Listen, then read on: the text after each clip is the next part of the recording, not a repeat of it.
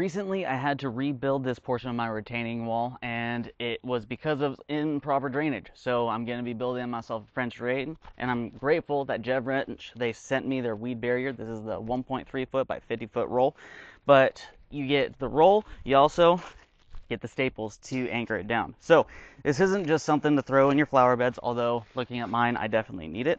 But we can see that we have this nice fabric on the inside to help block out those small pieces, and we want to make sure that it's easy enough to cut, so we're going to go ahead and do that.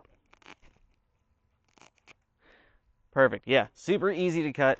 And then we have a nice woven synthetic mesh on the back. So I'm going to go ahead and put it in here, but you don't have to use it just for your weed control. You can use it for your flower beds, you can use it for gardens, you can use it for French drains. I mean, if you need to keep weed, dirt, everything but water from getting through something, then getting something like this weed barrier from Jevrench, it's the way to go.